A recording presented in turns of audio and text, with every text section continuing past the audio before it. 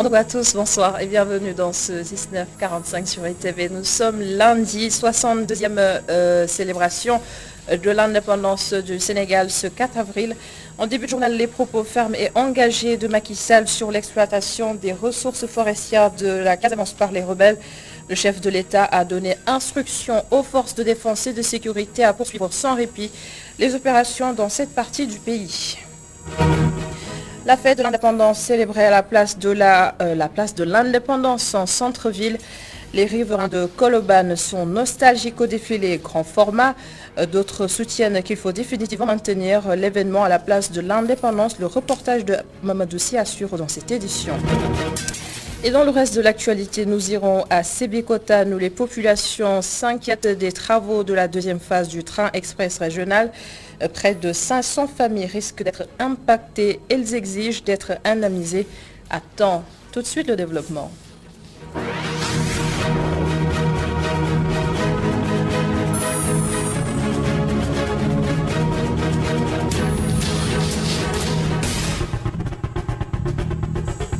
Cela fait donc 62 ans depuis que le Sénégal est indépendant. Une cérémonie solennelle de prise d'armes présidée ce matin par le chef de l'État. 1867 militaires ont défilé devant Macky Sall qui a profité de l'occasion pour réitérer l'engagement sans faille de l'armée pour maîtriser les rebelles qui détruisent les ressources forestières en Casamance. Le chef de l'État a notamment fait allusion à la coupe illicite de bois. Regardez. Je me suis engagé à toujours donner plus de moyens à nos forces de défense et de sécurité, à toujours améliorer le moral des personnels pour que le Sénégal soit toujours plus en sécurité. Je félicite l'ensemble des unités pour leur brillante prestation. Nous avons une grande politique de défense de la biodiversité, de défense de nos forêts. Et c'est justement une des missions principales actuellement en cours pour défendre la forêt de Casamance. Et mes instructions ont été très claires. Nous ne pouvons plus accepter un seul arbre abattu en Casamance pour être exporté hors de nos frontières. Le service national de l'hygiène, l'ensemble des forces de défense et de sécurité, merci et j'espère avec l'aide de Dieu, l'année prochaine nous pourrons renouer avec le grand défilé au boulevard du Général de Gaulle avec l'ensemble des unités, le défilé pédestre mais également le défilé motorisé. En tout cas, mon général, je vous félicite pour cette belle prestation. Dans le sud, justement, le défilé a vécu aujourd'hui. Le gouverneur de Ziguinchor a salué l'engagement des militaires dans cette partie du pays. Guy Diouf a également demandé aux populations de collaborer davantage avec l'armée, des propos recueillis par Hassan Ba. À travers cette prise d'armes, effectuée sous le thème Force de défense et de sécurité et résilience nationale, honneur a été rendu au drapeau national, symbole de notre unité et qui nous rappelle notre commune volonté de vivre ensemble dans la solidarité, la paix, la prospérité. Cette commune volonté de vivre ensemble dans l'union, la solidarité, la paix et la prospérité requiert un environnement sécuritaire calme permettant à chacun de se mouvoir en sécurité. À ce sujet, je salue l'engagement et les efforts des forces de défense et de sécurité dans la sécurisation des personnes et des biens et dont les actions de tous les jours visent à instaurer un climat de paix et de sérénité pouvant permettre aux populations de disposer d'un environnement favorable à la vie familiale, à la conduite d'activités socio-économiques, en somme, à une existence conforme à leurs aspirations. À cet effet, je rends vibrant hommage aux forces armées, ces hommes et ces femmes qui, dans l'exercice du devoir, donnent leur vie pour la paix et la sécurité des populations au niveau de la région de Ziguinchor. Leur sacrifice doit nous inspirer tous. À l'endroit des militaires blessés, malades ou alités, je renouvelle ma solidarité Je leur souhaite un bon rétablissement et un retour rapide dans les rangs auprès de leurs camarades d'armes. Mesdames et messieurs, honorables invités, je voudrais rendre un vibrant hommage aux anciens combattants pour leur engagement historique et leur légendaire esprit de sacrifice. Des vertus bien illustrées encore aujourd'hui par ces hommes dont le courage et l'engagement ont marqué l'histoire. Dans ce sillage, j'exprime mes félicitations et mes encouragements à tous les membres des forces de défense et de sécurité en service au niveau de la région de Ziguinchor. Je salue leur abnégation dans l'exécution des missions régaliennes. Mesdames et messieurs, la sécurité de notre région est un sujet et un défi qui nous concerne directement ou indirectement, militaires comme civils. Sans sécurité, il n'y a pas de vie en paix, encore moins une vie en paix. Notre région a besoin d'hommes et de femmes qui s'engagent pour la protection de tous, à l'image des forces de défense. Une cérémonie de prise d'armes également à Kaolack. Au total, 477 militaires et paramilitaires ont défilé. C'était en présence des autorités administratives de la région. Le point avec Adam Assar. Ils sont au total 477 militaires et paramilitaires à prendre part à ce défilé sur l'avenue El Hadji Ibrahima Niasse. Une occasion pour le commandant de la zone militaire numéro 3 de magnifier l'union entre les forces de défense et de sécurité. Je voudrais également, à la suite du gouverneur de région, féliciter l'ensemble des détachements qui ont défilé ce matin des forces de défense et de sécurité. Je crois que la belle prestation qui a été offerte ici montre le niveau de préparation et d'engagement de nos détachements, l'esprit de discipline et surtout la cohésion. La cohésion au sein de la communauté militaire et paramilitaire. Cette cohésion, elle est essentielle pour bâtir et construire la résilience nationale, pour pouvoir faire face aux risques et menaces de tout ordre qui assaillent notre pays. Le gouverneur de la région de Kaolack est revenu sur le sens du thème et appelle les jeunes à copier le modèle disciplinaire de l'armée. Le défilé de cette année, c'est-à-dire la prise d'armes, est marqué par le thème force de défense et de sécurité et résilience. Le thème ne pourrait être mieux porteur dans la mesure où nous avons constaté de visu des importants efforts déployés depuis très très longtemps, mais plus particulièrement au cours de ces 3 ou 2 dernières années par les forces de défense et de sécurité pour accompagner les populations dans les moments les plus difficiles. C'est l'occasion aussi de lancer un appel aux jeunes pour que ces forces de défense et de sécurité leur servent de vocation. Ce défilé-là peut créer de l'émulation, peut créer de la vocation chez les chefs de l'armée, les forces de défense et de sécurité, dans leur discipline, charrie vraiment donc beaucoup de respect et de considération qui peuvent participer à la transformation citoyenne de notre jeunesse. Un beau défilé militaire a clôturé l'événement. Le détachement de l'administration pénitentiaire avec le détachement de la banque.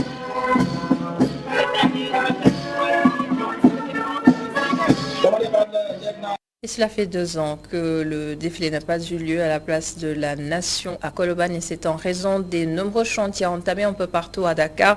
Certains sont nostalgiques à ces défilés, d'autres moins. Voici le reportage de Mamadou Sy avec Augustin Mandan. Comme toutes les matinées, Aïssatou Sène a fini de balayer la cour de sa maison. Elle s'attaque à quelques ruelles de son quartier. Cette femme au foyer habite depuis 33 ans à Colobane. Elle se dit nostalgique de la fête de l'indépendance qu'elle avait l'habitude de suivre à la place de la Nation, ex-obélisque. La fête de l'indépendance me manque vraiment. J'avais l'habitude d'aller suivre le défilé, voir les militaires et écouter le discours du président. Les enfants étaient très heureux à chaque fois qu'il y a un défilé. Je suis vraiment nostalgique de cette fête. Abdoufa lui aussi se souvient des moments forts du défilé du 4 avril, mais à cause de sa délocalisation à la place de l'indépendance, Il n'avait pas idée que c'était aujourd'hui que le Sénégal célébrait son indépendance.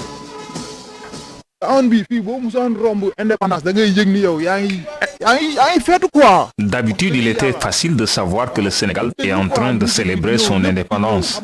Il y avait une ère de fête, les militaires par ici, l'ambiance par là. Pour vous dire, j'étais même pas au courant que c'était le défilé aujourd'hui. J'ai demandé à mes amis, ils m'ont dit qu'effectivement aujourd'hui c'est le 4 avril.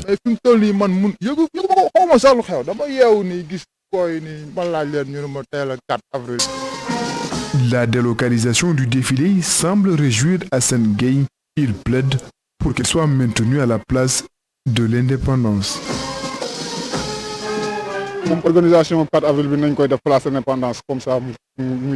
Je préfère vraiment que l'on célèbre la fête de l'indépendance à la place de l'indépendance pour réduire les dépenses. Actuellement, la conjoncture est difficile. Une simple prise d'armes, ça suffit largement.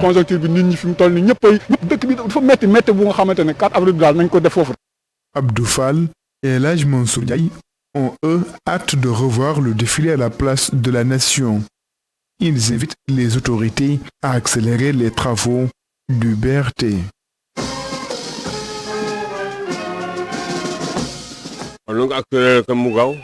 Nous avons hâte de revoir à nouveau le défilé du 4 avril à la place de la nation. Ça fera du bien aux enfants. Ça va leur permettre de mieux comprendre le sens de cette fête. Je demande à ce qu'ils accélèrent les travaux du BRT. Ça serait vraiment bien. Comme lors des 2 dernières années, la place de la nation n'a pas accueilli cette année le défilé du 4 avril. Certains habitants de Colobane ont hâte de pouvoir à nouveau revivre l'ambiance de la fête, là où d'autres préfèrent que l'organisation soit maintenue à la place de l'indépendance.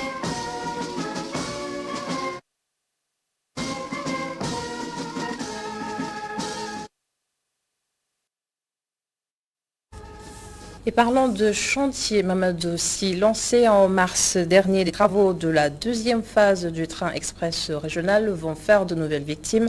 À Sébikotane, près de 500 familles risquent de perdre leurs habitations. À défaut d'être indemnisées, ces impactés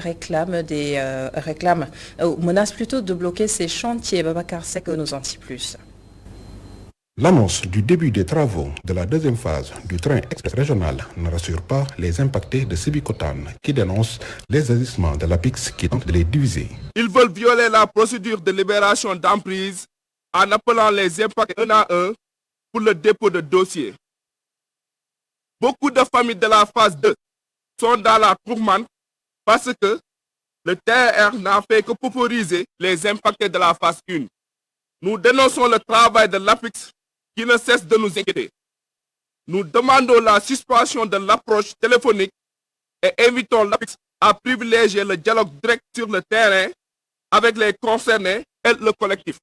Les impactés demandent le barème d'indemnisation pour ne pas être pris au dépourvu. Nous demandons le barème pour l'indemnisation et nous ne voulons pas être pris au dépourvu car nous voulons être avertis à temps pour nous préparer davantage. Nous interpellons le chef de l'État, son Excellence, Monsieur le Président Macky Sall, dans le souci de préserver nos biens.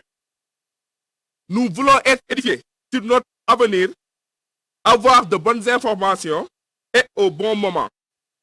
Nous voulons être rassurés des indemnisations et nous demandons de faire une évaluation exhaustive et dédommager les impactés à la hauteur du préjudice subi.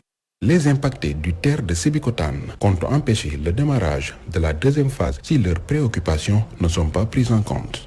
La 2e phase ne va pas être démarrée tant qu'ils n'auront pas réglé notre problème. Nous sommes prêts à tout pour empêcher le démarrage des travaux qui est prévu dans peu de jours.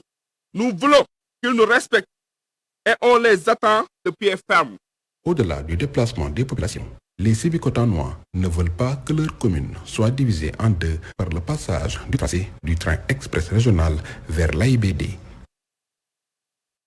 Et la réflexion du marché syndicat de Pikine va bientôt démarrer. L'étude de faisabilité est en cours et le directeur général de l'AGETIP a à cet effet rencontré le préfet, le maire et les autres acteurs concernés. L'Aj Maligay est au micro de Boudan Diadji. Le marché syndical de Pékin se trouve dans un point bas. Donc c'est un projet assez complexe dans sa conception, mais aussi dans sa réalisation. L'étude a été faite depuis 2017. L'entreprise a été recrutée depuis plus de 4 ans. Heureusement, le président de la République a donné des instructions fermes pour une réalisation rapide de ce projet de reconstruction. Non, vous savez, la durée d'exécution dépendra tout simplement. On a une durée de 14 mois, ça c'était les délais initiaux. Mais j'ai dit l'étude a un peu duré, c'est une étude de 2018. Maintenant, c'est une étude à actualiser. Il y a des phénomènes nouveaux qui s'y ajoutent. Il y a tous les problèmes d'assainissement, non seulement du marché, mais de l'environnement immédiat, de la route Boubès, mais aussi de tout l'environnement du marché. Il va falloir régler définitivement tous les problèmes rencontrés par les riverains, mais aussi par les commerçants. Donc, c'est une étude globale qui sera actualisée et les nouveaux délais seront donnés. Toute autre chose, dans cette édition en grève depuis plusieurs semaines, les travailleurs de la santé ont tenu une assemblée générale aujourd'hui, une rencontre à l'issue de laquelle ils ont décidé de dérouler leur 4e plan d'action. Les explications du secrétaire général du syndicat démocratique des travailleurs de la santé et du secteur social, Chersek. Nous nous félicitons vraiment du suivi assez large de ce mot d'ordre. Nous profitons de l'occasion pour féliciter et remercier l'ensemble des camarades à travers tout le pays et à tous les niveaux de la pyramide sanitaire. Maintenant, le 4e plan d'action qui a été validé tout de suite et portera sur une grève générale qui est prévue le 13, le 14 et le 15, mercredi 13, jeudi 14 et vendredi 15. Mais cette semaine-ci, nous avons dit que compte tenu du fait que pratiquement les populations et les malades ont eu à souffrir de ce mot d'ordre, donc nous avons décidé pour cette semaine non seulement de maintenir le mot d'ordre, mais il n'y aura pas de grève. C'est-à-dire que demain c'est mardi, donc le mardi, le mercredi, le jeudi et le vendredi nous allons travailler. Mais nous allons porter des brassards rouges à partir du mercredi. Le mercredi, le jeudi et le vendredi. Donc le samedi, le dimanche et le lundi prochain. Le mardi 12, nous aurons une assemblée générale soit à Nabouchouker ou bien à l'hôpital Mam Abdou. Et le mercredi 13, le jeudi 14 et le vendredi 15, nous allons faire une grève générale de 72 heures. Maintenant, l'autre point, c'est la rétention d'informations qui était dans le 2e plan d'action. Ça reste toujours maintenu. Donc, il y aura toujours cette rétention d'informations. Donc, nous allons continuer le combat jusqu'à la satisfaction totale de nos revendications. Bon, nous attendons la réaction des autorités. Ce que aussi nous déplorons, c'est l'absence du ministère de l'urbanisme, c'est-à-dire le ministère de l'Habitat, M. Ablaye Sow. Parce que lors des premières négociations qui avaient été convoquées par le ministre Maria Massar, le ministère de l'urbanisme était absent. Jusqu'au moment où nous parlons, ni le ministre ni ses services techniques ne sont pas présents à ces rencontres. Nous attendons réellement qu'ils réagissent parce qu'il y a des problèmes qui concernent aussi bien l'attribution de terrain à Takakholpa, conformément aux discussions que nous avons eues avec l'ancien Premier ministre Boun Abdallah Dionne, mais aussi la situation de Namora, où on semble vraiment aller dans un sens que nous ne comprenons pas et il est impératif que les gens nous appellent à des discussions pour trouver des solutions par rapport à tous ces problèmes. En plus bref, suite à la décision du CNRA de suspendre de manière temporaire les programmes de la Sainte TV et Zik FM, le CORED donne son point de vue sur le litige et dans le communiqué que vous voyez à l'instant.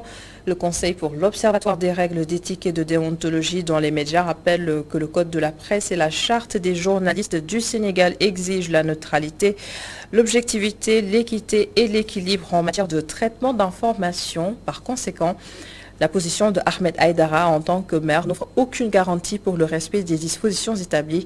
Le CORED rappelle aussi que tout média mis en cause a la possibilité d'user des voies de recours prévues à cet effet.